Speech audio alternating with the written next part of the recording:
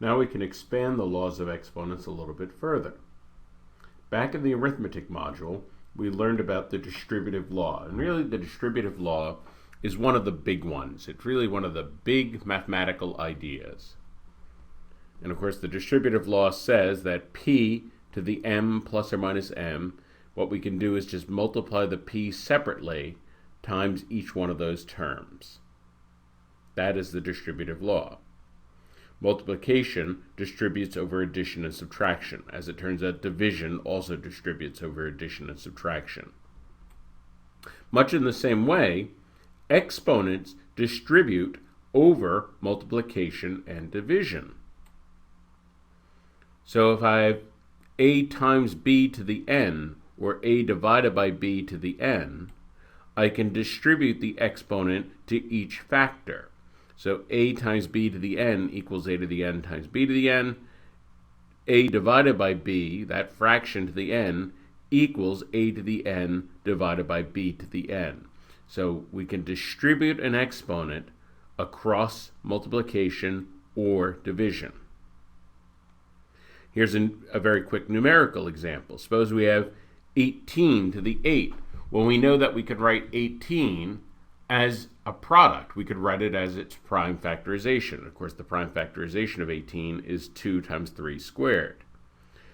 So 18 to the 8th equals 2 times 3 to the 8th. Well, we can distribute that exponent to each one of those factors.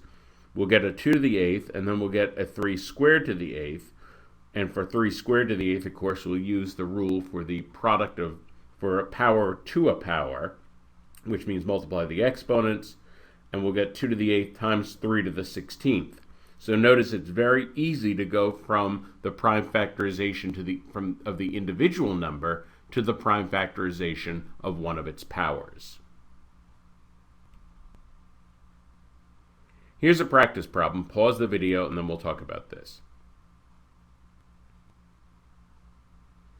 Okay, in the numerator, all we're going to do is multiply out that 4. We're just going to distribute it to each one of those terms. And for each one of those terms, we're going to have a power to a power, which means multiply the exponents. So we're going to wind up with x to the 8th, y to the 12th. Then we have we have to deal with the division. Well, x to the 8th divided by x to the 5th, we subtract the exponents, that's going to be x cubed. Y to the 12th divided by y to the negative 5th, that's going to be 12 minus negative 5, which is 12 plus 5, which is 17. And that's why we get x cubed y to the 17th. It's important to be aware of a very common and tempting trap because it's close to what is true. So now we're going to talk about a trap. First of all, it's legal to distribute multiplication over addition and subtraction. That's 100% legal. It's legal to distribute exponents over multiplication and division. That's 100% legal. But it's illegal to distribute an exponent over addition and subtraction. So that line, that's just the distributive law. That's 100% legal. That's one of the fundamental patterns in mathematics. This is it's also a version of the distributive law. We're distributing the exponent over multiplication and division. That's also 100% legal. The thing that is illegal is distributing the exponent over addition or subtraction. That is always illegal. And in fact, m plus or minus n to the p means that we're taking that, what's in the parentheses, m plus or minus n, and multiplying it by itself p times. So if these were variables, we'd have to FOIL out several times. So you'll never actually have to do that, but it's just important to keep in mind that that's what it would be, not multiplying, not raising the individual terms to those powers. And I'll say this is a very tricky one, because even when you understand that this third line is illegal, the human brain's inborn pattern matching software is tempted to make that mistake again, especially when you're under pressure. So you really need to know this cold so that even when you walk into the test and you're stressed in the middle of the test, you don't accidentally fall into making this mistake again, because it is a very tempting trap. Again, let's look at all this with numbers. Here is just the ordinary distributive law with numbers, multiplication distributing over addition. Here is the distributive law with powers, so that exponent distributing over multiplication and division. But it would be illegal if we had 8 plus or minus 5 to the third. That would not be 8 to the third plus or minus 5 to the third. And one way to see this is to just think, let's just take the subtraction case.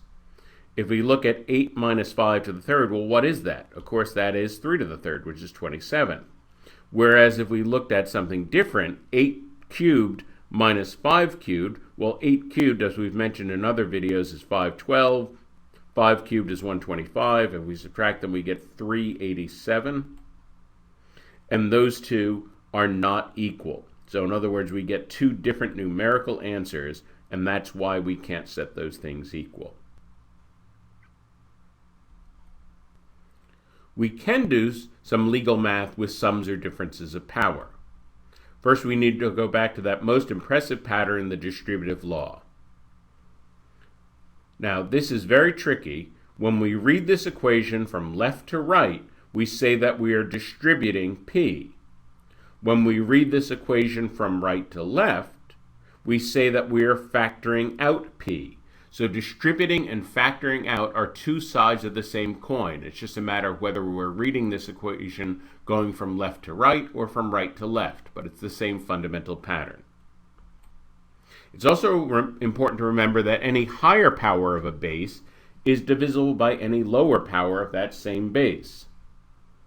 Thus, in the sum of a higher power and a lower power of the same base, the greatest common factor of the two terms is the lower power, and this can be factored out because a lower power is always a factor of a higher power. So for example, 17 to the 30th plus 17 to the 20th. Well, first of all, we know that 17 to the 30th has to be divisible by 17 to the 20th. We know one is a factor of the other. And so 17 to the 20th is the greatest common factor of these two terms. So I'm going to factor that out.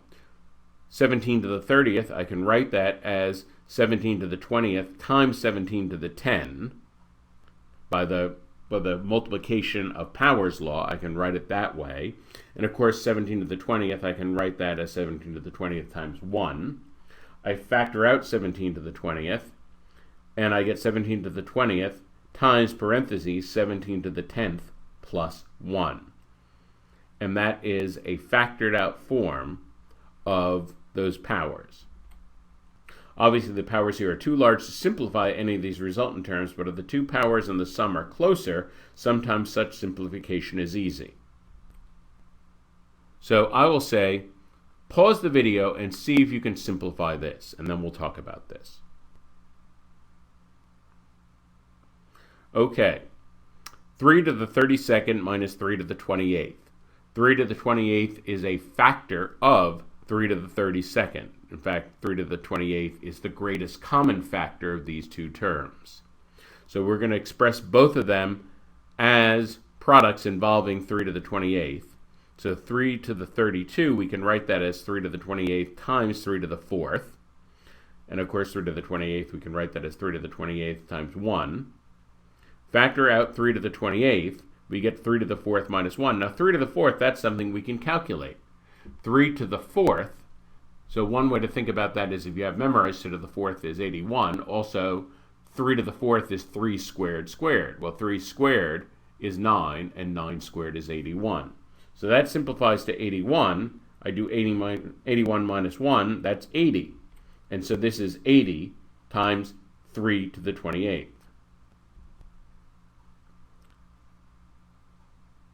We don't often have to solve for something in the exponent because this usually involves much more advanced ideas than are found on the test. The test will expect us to know that if the bases are the same, if we have b to the s equals b to the t, then it must mean that the exponents are equal. That will be very important in the lesson Equations with Exponents, which we'll get to much later in the module. In summary, exponents distribute over multiplication and division, and those are the patterns. Exponents do not distribute over addition or subtraction. Those are very tempting mistake patterns. And we can simplify the sum or difference of powers by factoring out the lower power. And finally, if we have bases are equal and we have a to the m equals a to the n, we can equate the exponents.